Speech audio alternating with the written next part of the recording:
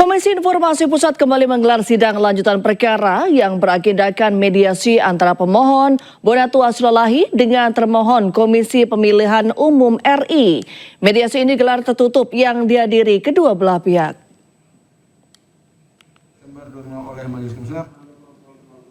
Penggugat sengketa informasi publik ijazah Jokowi, Bonatu Aslalahi mengatakan hasil mediasi ini mengerucut pada satu dokumen yang belum diserahkan KPU RI kepadanya.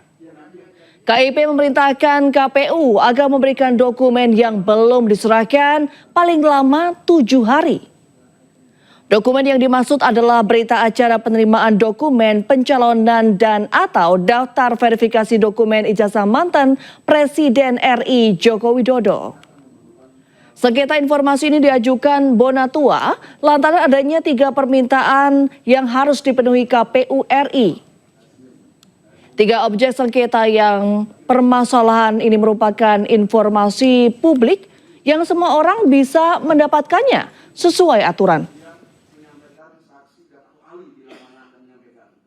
Sebagaimana teman-teman tak ketahui bahwa kami adalah yang berhasil memperoleh salinan ijazah ini. Ini yang tahun 2019. Jadi di sini kan banyak ditutupi, ada 9 item. Nah, ini sebenarnya hanya sebatas kertas kalau tidak ada dokumen verifikasi yang mengalaskannya, yaitu dokumen-dokumen verifikasi. Inilah yang saya minta di mediasi tadi, karena untuk ijazah tahun 2019 itu sudah diberikan, tapi untuk ijazah 2014 itu belum diberikan sama sekali. Kita kan ingin tahu sebenarnya ini yang dikasih fotokopi ini apa sih? Apa sih bukti-bukti yang mengalaskan bahwa ini bukan sekedar kertas? Bukti pendukung lah. Bukti pendukung, dan ini juga kita pakai untuk menjadi bukti-bukti di pengadilan, termasuk di MK. Bukti-buktinya tadi alhamdulillah ya, tadi berkat Pak Mediator kita bersepakat dengan KPU untuk diserahkan seperti tadi paling lama 7 hari. Paling lama 7 hari seperti itu. Nah, tadi juga berusaha tim KPU kooperatif juga memediasikan 9 item yang disembunyikan ini. Tapi karena kita bersepakat ini adalah dokumen publik, saya tidak mau hanya saya yang melihat ini. Sebenarnya tadi tergoda juga saya. Hampir tergoda. Kenapa? Tawaran itu sangat menggiurkan. Hanya saya yang bisa melihat. Berarti kan saya orang penting nanti kan? Di pasal 4. Tapi saya tidak mau. Ini kan dari awal juga ini untuk...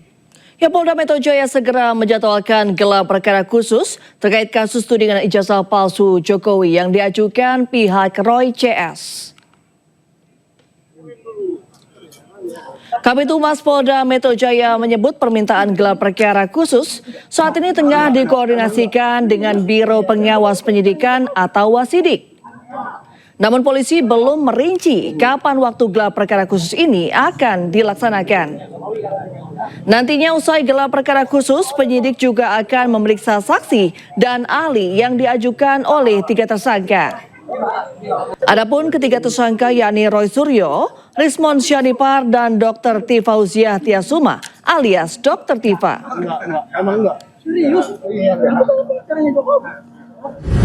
Terkait tentang dugaan ijazah, terkait tentang klaster 1 dan 2, klaster 2 sudah dilakukan pemanggilan. Kami menjelaskan bahwa 8 orang ini berstatus sebagai tersangka. Jadi atas permintaan 3 orang pertama mengajukan untuk dilakukan gelar perkara khusus, sehingga penyidik saat ini berkoordinasi dengan Wasidik mempersiapkan waktu untuk melaksanakan gelar perkara khusus. Setelah gelar perkara khusus akan ditindaklanjuti pemeriksaan saksi ahli yang diajukan oleh 3 tersangka. Setelah itu baru tahap kepada 5 tersangka lainnya. Jadi ada tahapan-tahapan, ada yang kegiatan proses penyidikan ini yang didalami oleh penyidik. Kita beri ruang teman-teman penyidik untuk bisa melaksanakan fokus kepada gelar perkara khusus.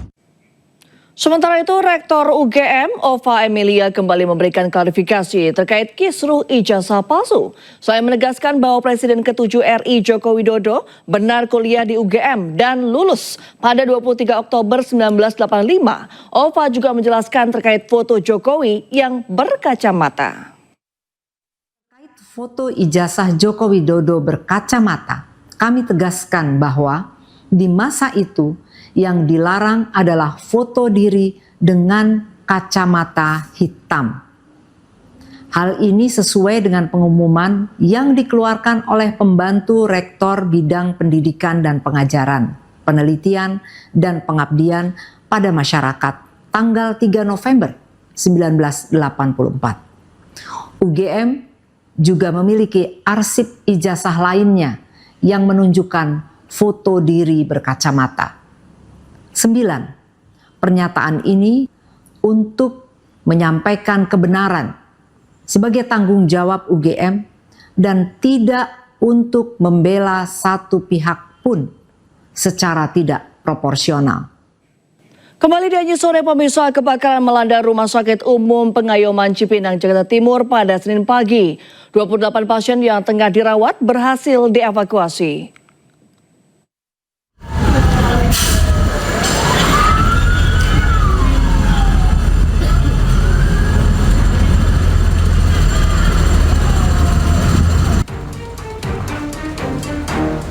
Kebakaran melanda Rumah Sakit Umum Pengayoman Cipinang, Jakarta Timur Senin pagi. Kebakaran terjadi di salah satu gudang logistik di lantai 2 rumah sakit.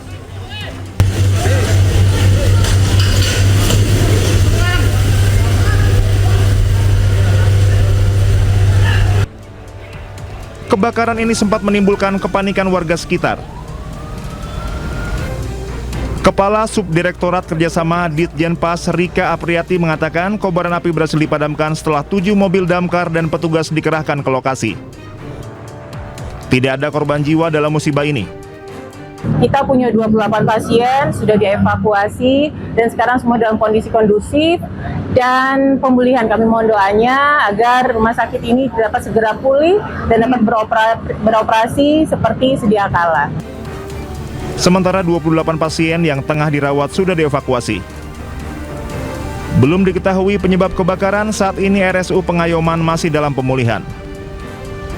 Dari Jakarta, Rio Manik Anyus melaporkan. Ya, kita ke informasi selanjutnya pemirsa. Rapat Pimpinan Nasional Kadin Indonesia 2025 memasuki hari kedua dengan agenda inti yang melibatkan sejumlah menteri dan pemangku kepentingan strategis. Forum ini menjadi ruang konsolidasi dunia usaha untuk mendorong inovasi produktivitas dan perluasan lapangan kerja.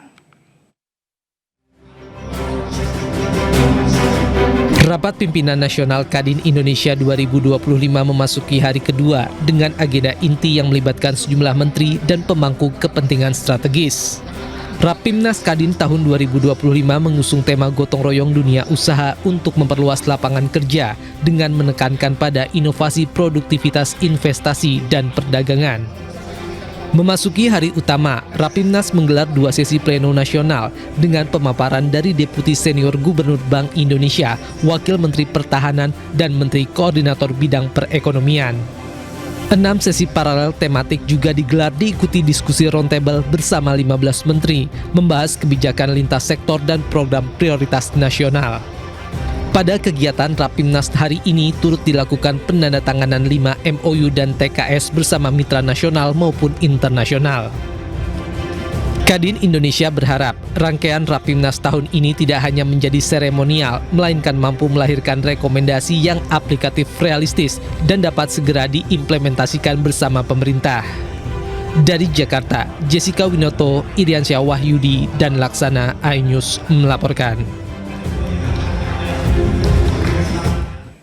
Dan untuk mengetahui informasi selengkapnya, kami telah terhubung dengan jurnalis iNews Hadisti Nur Arifah di Ballroom Royal Glass House Park Hyatt, Jakarta. Selamat sore Hadisti, seperti apa jalannya Rapimnas Kadin hari ini? Silakan.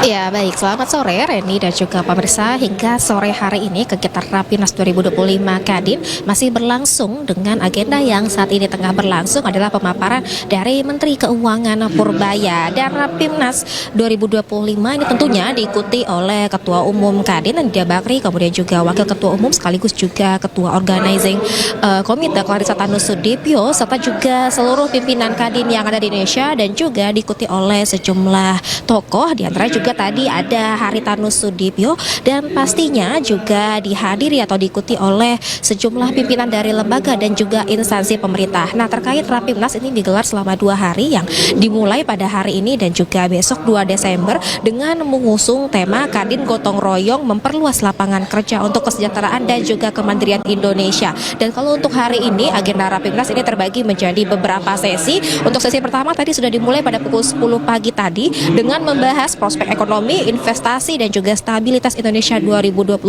bersama dengan Deputi Senior Bank Indonesia dan juga Menteri Pertahanan serta Menko Perekonomian. Kemudian dilanjutkan dengan diskusi dan juga rapat bersama dengan pimpinan-pimpinan lembaga dan juga Menteri Kabinet seperti ada Menteri Kesehatan, Ketenagakerjaan, UMKM, Perdagangan, Perindustrian, Pertanian, kemudian juga ada MBG hingga juga tadi ada Menteri Dalam Negeri. Dan kalau saat ini sedang berlangsung sesi terakhir, ini adalah pembahasan terkait prospek ekonomi Indonesia 2026 yang disampaikan pemaparannya ini oleh Menteri Keuangan Purbaya.